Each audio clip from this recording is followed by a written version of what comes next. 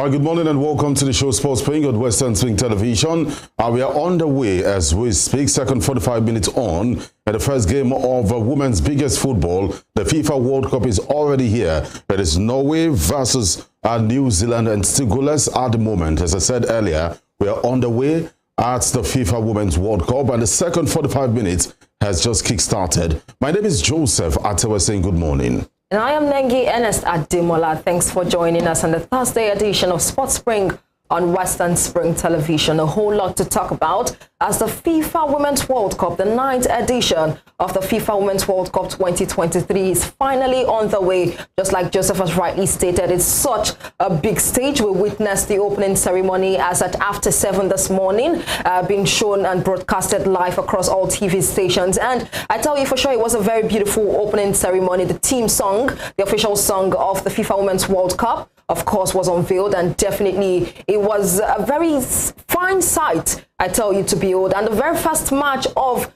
the FIFA World Cup for the 2023 edition, that's the New Zealand against the Norwegian counterpart. I tell you for sure, it has been living up to the billing. But however, we're going to have time to discuss more of that. Now, aside from that, we'll get into the world of unlimited sports as it is happening in Formula One, as well as the NBA. All of this and more is what we'll dish out to you today. So it's going to be an exciting and bumper package. Good morning and thanks for joining us once again. The Women's World Cup is what we start with here. And we start with what we've seen so far at the competition. The opening ceremony was lit. And a proper organization as expected from the organizers of the competition. And beautiful pictures you can see on your screen. And, you know, bringing in different cultures, different colors, and most especially a stamp of all the countries that are playing at the FIFA World Cup. And these are the pictures from the opening ceremony. And of course, this particular one being shown on your screen right about now, he's Benny and Maltra. I mean, they're the ones who did the official song of the FIFA Women's World Cup 2023, the official team song. And of course, that has to be Do It Again. While the team song, that's the official song for the FIFA Women's World Cup. And for the team song, it's titled Unity. And of course, beautiful pictures being displayed on your screen. A whole lot of fireworks in the open air for the stadium right about at that time. But before the opening ceremony, I think there was a bit of sad situation that characterized the early hours of the morning right there in Auckland, and we're just going to give you an update as it concerns that. Now, as reported according to the BBC, just hours before Auckland was due to host the opening match of the Women's World Cup, the city woke up to news of a deadly shooting, which has cast a shadow over what was supposed to be a day of celebration. But from what we saw, despite all of this happenings, of course, we could see the crowds cheering. We could see everyone being happy about this particular World Cup. But the incident in the center of New Zealand's largest city, close to where hundreds of football supporters were due to gather at a fan park, left 2 people dead and 6 others injured. Now, FIFA said it had been informed it was an isolated incident, and Thursday's match between New Zealand and Norway at Eden Park would go ahead as planned. Of course, we've been able to witness the first half of that match, and just like Joseph has rightly stated, the very first half ended 0-0. Now, I think it's living up to the billing so far. The Norwegian women also trying to see how far they can go in this particular one. And as for New Zealand, they have never won any group match so far. So it's going to be a keenly contested one, Joseph. But aside from that, let's give you updates on the Super Falcons. Well, before we go to the Super Falcons, not what we expected. Is what is happening at the moment in the game between New Zealand and Norway. Still goalless. They also in the favor of the Norwegians. And just as rightly stated, the New Zealanders have never won a single match in the FIFA Women's World Cup. So our eyes, of course, are on that game. 47 minutes gone. Absolutely. And it's still goalless. As the show progresses, I will definitely give you updates. And I believe that before this show ends, the game should be over. Yeah, it should be over. So you can trust us to give you updates from the FIFA Women's World Cup.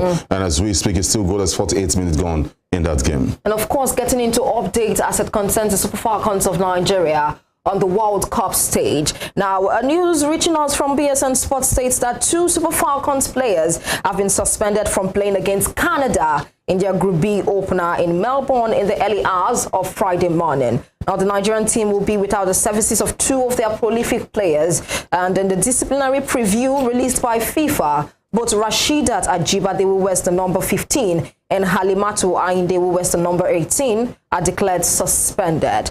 The suspension is due to expulsion they got in Nigeria's last matches at the Women's African Cup of Nations last year in Morocco. And both players were sent off in Nigeria's semi-final match against Morocco. In the semi-final clash, Ainde was also expelled in the 48th minute, while Ajibade got her red card, following her second yellow card after VAR review in the 70th minute. So as displayed on your screen, we would not be seeing both Rasheedat Ajibade and Halimatu Ainde in our very first encounter against the Canadian team in the early hours of tomorrow morning. Okay, I will attend to that, but let's let you know that there is a goal already, and New Zealand has scored against Norway. We spoke about them earlier, that they've never won a single game out of the competition. And 49 minutes gone, New Zealand won, and Norway nil. That's how we stand at the moment. Goal scored by Wilkinson for the New Zealanders, and that's the zeal that comes with playing in front of home crowd. You've seen the support they've gotten so far, and that has been the drive. The assist, of course, was by hand, Alice Hand, and 1-0 it is. New Zealand won, and Norway nil. That's the situation. Back to the girls, Super Falcons. To be honest, that's a huge blow. Of course. It's a huge blow in the sense that Rasheedat Ajibade and Halimatu, these are key starters. I beg your pardon. These are starters for the girls, and how do we cope with all these girls? So what will happen is that maybe players like Onumon will have to come in, and but we're playing Canada, and that's a very difficult one. But then we know these two girls will be out of the first game, and well, this is sad, to be honest. This is a huge blow. It's like saying at Arsenal, you take out Bukayo Saka and Thomas Partey, saying they won't be available. Yes, you have other players, but the extra those guys bring to the pitch, of course, is second to none. So this is painful. It means that Nigeria World Cup will know what to do. I mean, I believe that every player should know what to do. It took to the World Cup good enough. And of course, before we get into proper preview and analysis of the game ongoing, and of course the game to come by the hour of 11, let's still give you a bit of update as it concerns the Super Falcons of Nigeria. Now, World Football Body, that's FIFA, has named Finnish referee Lina Lehotava to officiate the opening Group B game between Nigeria and Canada in the early hours of Friday. Now, the Falcons take on the reigning Olympic champion, just like we've rightly stated, at Melbourne Rectangular Stadium, Melbourne, at 3:30 a.m. And Letovara, who is 42, will be assisted by Chisola Koromplea, that's the assistant referee 1 from Greece, Caroline Kavoja, assistant referee 2 from Estonia, and Romania's Luliana Demestrocu, that's the 4th official. Now, let's just draw your memory back a bit. Now, in 2022, Letovara officiated the 2022 UEFA Women's Champions League final between Barcelona and Olympique Lyon. She was also one of the referees at the UEFA Women's Euros 2022, and Letovara was awarded the Referee of the Year by the Football Association of Finland in 2015 and 2016, and also 2018 and 2021. So she officiates the Finnish Women's Premier Division and the men's 2nd and 3rd tier division. Of course, it spells a lot about her pedigree right here, and she will be the center referee in charge of the game between the reigning Olympic champions, that's Canada, and the Super Falcons of Nigeria, which is going to be played in the early hours of tomorrow morning at the Rectangular Stadium, Melbourne. That is how it stands for the updates concerning the Super Falcons, and I'm sure these girls will be ready, because we just need to have our fingers crossed and see how things pans out to be for them in the very first game. Oh, let's take you back to Auckland, where the first game between the New Zealanders and Norway is on at the moment. 1-0, we told you earlier. But then have this in your jota, have it in your memory, that the first goal scored at the 2023 FIFA Women's World Cup was called by Williamson, or I beg your pardon, Wilkinson. Yeah, Wilkinson has gotten the first goal. You know, I was watching a program. I think I will mention the name. It's a quiz program, and that guy went home with 3 million naira. It was asked. It was in 2017. Was asked who scored the first goal at the 2010 FIFA World Cup, and that name, Peter Dewey, was the commentator. Shabalala. Shabalala. I mean, that name shouldn't even leave your memory. No, I can't. I mean, that's like one of the World Cup. When I watched the 2006 one, where Italy defeated France, but I watched the 2010 held in South Africa because of the publicity and because it was the first time an African country was hosted. So we came out a month to support African football. So that name Shabalala we're watching it we're in Lagos, and we went in South Africa, but we celebrated as if it was Nigeria that was playing, not knowing that there was a Yakuba Egbeni that will surprise us later. Do you understand? 2010. Yeah. I'm trying to place my map. I knew you were going to go there, but that is how it is. And right here, right now, thank God for history. And that is how I got to know. Thank God for history, and thank God for daddies like us that are here. You were 4. But that's on a lighter note, yeah? Of course. So 1-0 it stands, New Zealand 1, Norway 0. And that's the situation. I tell you for sure, so far so good. Like I said earlier on, the very first match of the day, that's New Zealand against Norway, has been living up to the billing. And let's talk about the performances so far. I watched the first half of the game. I was trying to put one or two in terms of story, in terms of story, and my mind was actually divided because I needed to see the first half of that game. Now, in terms of what's her name now? Is this Hannah Wilkinson? If I'm not mistaken, Hannah Wilkinson, yeah. Hannah Wilkinson. Now, I think before the first half was rounded up, I think she actually gave a run for a goal in the very first half, and it was a beautiful one, but was at least divided and depleted by the goalkeeper of the Norwegian team. But so far so good. I tell you for sure that New Zealand has been making a run for their goals. If you look at the Norwegian, and we're not surprised that they've scored first. I'm not surprised because if you look at the defensive lineup, if you look at the way the Norway girls are playing defensively, it's very disastrous. Honestly, Joseph, I will not lie.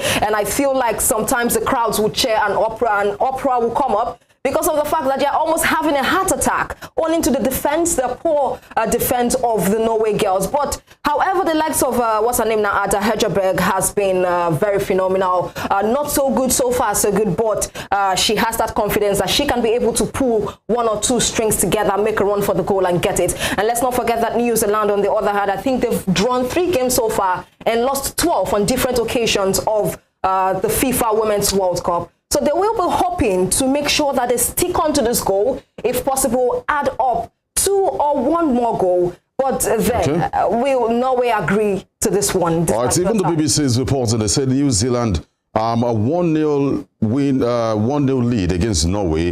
Wilkinson finishes off a fine move to give co-hosts a shock lead. It's actually a shock. And we must let you know that they have not won in 5 previous appearances at the tournament, and Norway, ranked 12th in the world, won the World Cup in 1995. I think out of the group, we have New Zealand, Australia, we have Norway, we have what's the name of these people now? And I think so far so good in that group. I think Norway is the highest ranked when it comes to women football, and let's see how things pans out to be for them. That's the group being displayed on your screen right about now. New Zealand, Norway, Philippines, and Switzerland. And when it comes to ranking, Norway tops that group. All right, don't forget that Group B will also be in action today, 11 a.m. And what we'll see New Zealand, we'll see Australia versus the Republic of Ireland. The match will be played 11 a.m. today. They will also be in action. So 57 minutes gone, it's still 1-0. New Zealand 1 and Norway women 0. And just for the records, you need it. The first goal scored was by Hannah Wilkinson of New Zealand. Congratulations to them. And for Group B, let's give you a bit of preview before we get on to the next story now. Group B has Australia, Republic of Ireland, Nigeria, and Canada. And those who are going to open the groups would be Australia against the Republic of Ireland. Now, just like New Zealand is spoiling the party, I feel like we can all scatter everything here. If the Republic of Ireland wins against Australia, now there is a problem. Because Nigeria, Canada, 3 teams here. Don't forget there will be best loser too. So if Republic of Ireland wins, there's an issue here because Australia has been tipped to go through. Nigeria, well, chances of going through very slim compared to the team we're taking on Olympic champions in Canada. So Republic of Ireland wins against Australia. I can bet my money that Nigeria will scale through. But if it's business as usual, Australia destroys the Republic of Ireland, then there's a problem. So one thing they can also play in that group will be goals. The amount of goals you score. The truth is, I think this group, in as much as you're just seeing the names being displayed on your screen, I think it's a very tricky tie. No, we've watched them. No, we've watched them play. We've seen them, and we know the strength. For example, the Republic of Ireland, one of their strengths is the defense. They're very poor front and the midfield. Australia are very good when it comes to going forward. Defensively, they have one of the best defense line going into this competition, but the midfield is a problem for them. Nigeria's team is a good team. But just as I said yesterday night, harmony is the problem here. And you look at Australia, I tell you for sure, according to statistics, they've progressed out of the knockout stages for more than 4 World Cups right about now. But like I rightly stated earlier on, the Republic of Ireland would want to be party spoilers to Australia from getting their very first win of the competition. But Australia, on the other hand, being a host, being a co-host to this particular competition, would want their crowds to cheer, and we'll see how things pans out to be. Our fingers are crossed, because that match will begin at the hour of 11 a.m. right here in Nigeria, if I'm not mistaken, according to time, and that will be between Australia and the Republic of Ireland. All the best to the Matildas, and of course to the underdogs and debutants in the FIFA Women's World Cup, the Republic of Ireland. Now, that is how it stands as it concerns some preview concerning the game. That's finally on the way concerning New Zealand and of course Norway, and that of Australia and the Republic of Ireland. Stay tuned to this TV station. As we said earlier, before the end of the show, the first match of the FIFA Women's World Cup will be over, and we'll definitely give you updates as every of the minutes counts. But then the current update right now is that New Zealand is taking a shock lead against Norway. Let's travel to Gombe State. Something is happening in Gombe. Something is happening in Gombe. Well, let's see. Let me dish out the details right about now. Now, experienced Nigerian gaffer Aliyu Zubar has left his position as the coach of Gombe United after 4 seasons in charge of the team. That is what is currently ongoing as it concerns Gombe United of the Nigerian Premier Football League. Now, his contract at Gombe United expired at the end of the outgone Nigerian Premier Football League season, and the former Kwara United coach decided to walk away. Now, it will be recalled that Aliyu Zubar won the heart of the people of Gombe when he promoted the club to the top flight, and he's leaving the Savannah Scorpions with their status kept in the NPFL. And while reacting to his departure at Gombe United, Coach Aliyu Zubar thanked the people of Gombe, the fans, the management, and the players he had working relationship with. All right, away from that, the Nigerian senior men rugby national team, the Black Stallions, have been drawn in Pool B of Africa Men's Rugby 7 Olympic qualifiers. The draw, which was conducted on Wednesday, saw Black Stallions of Nigeria take on the Shuja of Kenya, the Wheelchairs of Namibia and Zambia for a place in the quarterfinal of the tournament. The Nigerian Rugby Football Federation, who just returned to the international fold after having been banned by the World Rugby, will have their hands full as the men's senior national team will try to punch above their weights after competing at the pre-Olympic qualifiers in Mauritius. Well, not just that concerning the rugby team, but we'll also have a news coming from the ICC Under 19. Now, the local organizing committee of the 2023 International Cricket Council, that's the ICC Men's Under 19 Cricket World Cup Africa qualifiers, has put everything in place to have a successful championship, which is set to start in Dar es Salaam. Now, Tanzania and 5 other African countries will be in action at the Gaikana Club in the University of Dar es Salaam Ovals. Now, the other nations are Kenya, Nigeria, Namibia, Uganda, and Sierra Leone. So all the best to the Yellow Greens of Nigeria. And just to also inform you that the qualifying tournament will be held in Dar es Salaam from July 23rd to 29th, 2023. 21 minutes gone in the game between the second 45 minutes, I beg your pardon, and 21 minutes spent already on the show. We've given you updates from the FIFA Women's World Cup, and we told you earlier that New Zealand won, Norway nil. Wick Hilson has scored the first goal in the 48th minute. At this point, we need to go on a break, and of course, I'll be giving you some of the trailers and the stadiums to watch out for at the FIFA Women's World Cup. And of course, an emphatic win for Arsenal against the MLS All-Stars. They brought all the Arsenals, their guns together, but then Arsenal was more than enough. And of course, I think he did said something before we began the show that Arsenal will win the league for the 2023-2024. Must you always say, cast me on air? I say Arsenal might. Aren't you proud? He did not say might. There was nothing like might in your statement. Aren't you proud of Arsenal? Let's go on a break and give you highlights of some of these things. I tell you for sure, you need to tighten your seatbelt because we're going on a very long break. We'll show you some of the Women's World Cup trailer and, of course, the stadiums in which these games will be played in.